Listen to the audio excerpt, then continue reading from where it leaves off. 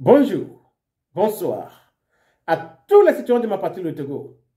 Dans cette vidéo, j'aimerais revenir sur l'affaire Général Katanga, Colonel Madjoulba, Colonel Massina. Je pense que chacun de nous a déjà écouté à la radio le déroulement depuis le début de cette affaire à la justice. Dans cette vidéo, j'aimerais clarifier un certain nombre de choses. Première chose, j'aimerais amener la Constitution togolaise. La Constitution togolaise, dans son préambule, dit ceci. Nous, peuple togolais, nous plaçons sous la protection de Dieu. Ainsi de suite, ça a parlé. Je répète, le préambule de la Constitution togolaise dit ceci. Première phrase, première ligne. Nous, peuple togolais, nous plaçons sous la protection de Dieu. Ça veut dire que ceux qui ont écrit la Constitution togolaise ont placé ce document sous l'autorité divine. Ça veut dire que la Constitution togolaise, que nous ne le voulions pas, elle est sacrée. Donc, toute personne qui enfreint à la Constitution va payer le prix un jour ou bien l'autre. Regardez dans l'histoire du Togo. Le général Assani Tidjani, M. Pachanya Singbe, citez-les, nommez-les. Vous faites du mal aux Togolais aujourd'hui, un jour ou l'autre, vous allez le payer. Parce que la Constitution togolaise reconnaît que la vie humaine, elle est sacrée. Si dans l'exercice de votre fonction, en tant que policier, gendarme et militaire, vous arrivez à enlever la vie à un citoyen togolais, soyez-en sûr qu'un jour ou l'autre, vous allez payer le prix qu'il faut pour cela. Et j'aimerais que cela soit clair pour tous les Togolais. Parce que cette constitution, elle est sacrée. Elle reconnaît la sacralité de la vie humaine. Seul Dieu crée la vie humaine. Aucun humain n'est jamais arrivé à créer la vie humaine. Seul Dieu le fait. Le préambule de la Constitution togolaise dit, première phrase, nous, peuple togolais, nous plaçons sous la protection de Dieu. Et ensuite viennent les autres développements. Donc, cela fait que toute personne qui enlève la vie à un autre concitoyen togolais arrive toujours à payer le prix un jour ou l'autre. Maintenant, revenons aux chefs d'accusation qui ont été portés contre le général Félix Abalo Katanga. Le premier chef d'accusation, c'est la complicité d'assassinat. Quand on parle de complicité d'assassinat, ça veut dire que l'assassin principal n'est pas Katanga. Si Félix Abalo Katanga n'est pas le principal assassin du colonel Toussaint Bitala Madjoulba, qui est donc celui-là qui l'a assassiné? Si Katanga ne comparaît que en tant que complice de l'assassinat, qui est donc l'assassin principal du colonel Toussaint Bitala Madjoulba? Pourquoi est-ce que la justice n'a pas présenté une personne comme étant l'assassin direct du colonel Bitala Madjoulba? Et donc, il y a anguille sous roche. Deuxième question. Pourquoi est-ce que Madjoulba devait mourir?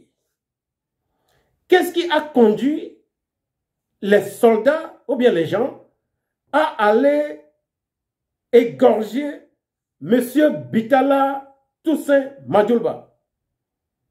Quelle est la raison derrière cet assassinat crapuleux? Troisième question. Quel est le rôle de M. Faure Gnassingbé Eyadema dans l'assassinat crapuleux de Toussaint Bitala Madjoulba? Nous devons connaître les réponses à ces questions.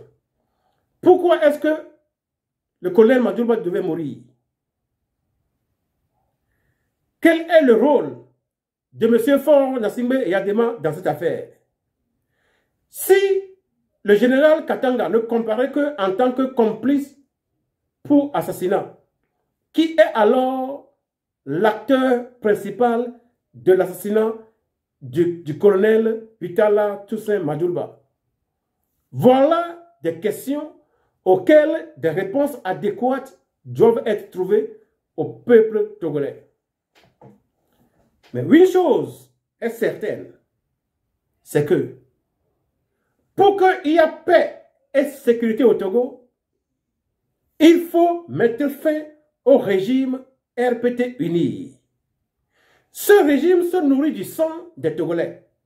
Non pas seulement ceux qui sont contre ce régime, mais même du sang de ceux qui l'ont servi. Le général Assani Tidjani a mis toute sa vie au service du régime RPT devenu RPT uni. Et finalement, c'est le même régime RPT uni qui l'a arrêté, emprisonné, empoisonné et assassiné. Le général Félix Abalo Katanga, il a servi ce régime de toute sa vie. C'est le même régime qui le fait comparaître devant la justice depuis quelques jours. Le colonel Bitala Toussaint Madjoulba, il a servi le régime RPT uni de toute sa vie. C'est dans l'exercice de ses fonctions qu'il a été égorgé dans le camp le plus sécurisé du Togo. Et donc, il faut que les policiers, les gendarmes et les militaires comprennent ceci. S'il y a toujours problème entre divers partis, souvent, cela dépend de quelqu'un qui va ici et écoute et vient dire ici, écoute ici et vient dire ici. Donc, pour que ces problèmes arrêtent, il faut enlever celui-là qui joue ce rôle. Et celui-là qui joue ce rôle, c'est M. Faure Gnassingbé Eyadema. Le jour où le régime RPT uni ne sera plus au pouvoir, les Togolais connaîtront la paix, la quiétude, qu'ils soient civils, qu'ils soient policiers, gendarmes ou militaires. Ils vivront désormais dans la paix. Et ils vont se concentrer au développement de la terre que Dieu a donnée à nos aïeux. Je récapitule.